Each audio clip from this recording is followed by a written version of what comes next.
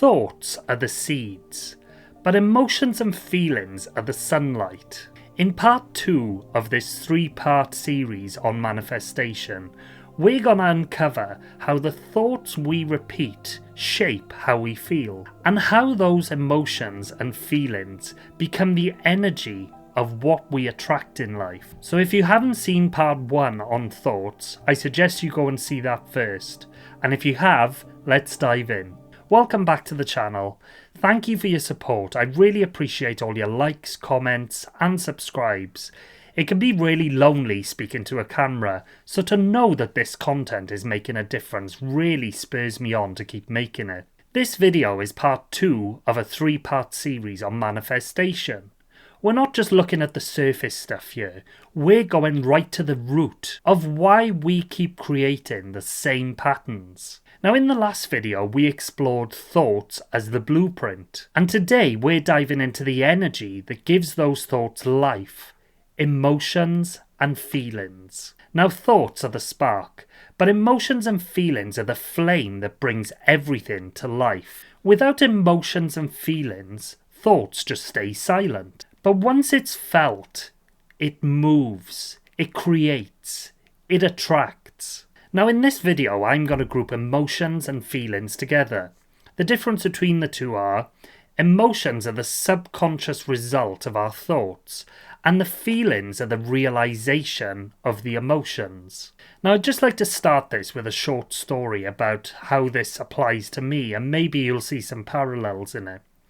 Now when I left my career, which I explained in part 1, I was feeling really disconnected, depressed, didn't know where I was going, what my purpose was. I had this new spiritual awareness, but I didn't know what I was going to do with it. In fact, it made me more anxious because I knew how the world worked, and it just made me feel really distanced from everything. I felt tired, angry, and depressed. And I just felt like nothing made sense anymore. Now I tried escaping my life before this by starting business after business, and I failed miserably in each one. I was deep in debt and just emotionally exhausted at this point. I was wishing for an end. I even hoped that I would be taken out on the motorway by a lorry just to end my misery. But things started to click more the more I learned, and I started reading about Buddhist teachings. And I realised we're shaped by our thoughts. We become what we think. When our mind is pure, joy comes like a shadow and it never leaves. I saw at this point that my thoughts were creating my emotional state, and my emotional state was creating my reality. So I did a lot of work around this, and I started to notice my emotions rather than reacting to them. I offered them love and space. And I truly realised what we discussed in part 1, that our thoughts are mostly not even ours. And I started to reflect, if the thoughts are not real, are the emotions that are connected to them real? If thought is the spark and emotions are the flame, I realised that I'd been burning myself with fires I didn't even know I'd lit. So now I want to ask you, do you feel like you've been living in an emotional loop, going round and round, and life keeps reflecting back to you? Let me know in the comments because I'd really love to support you in this. Now I believe that our emotional state sets the tone for our karma, for what follows us in life. So imagine emotion is like a magnet.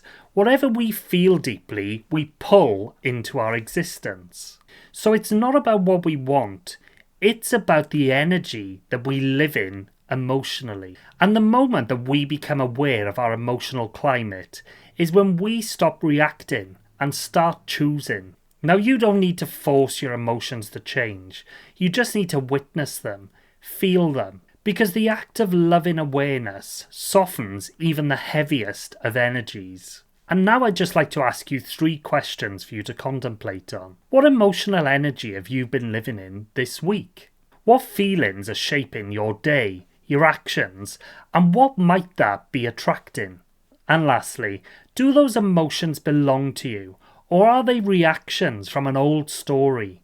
And now to tie these videos together, If thought is the blueprint and emotion is the energy, next we're going to explore the final piece, the physical expression, action. Now, if this video resonated and something stirred inside you, please share it with someone who needs to hear this message. Someone who might be living in an emotional storm without realizing that that's what they're attracting. We don't manifest from what we say.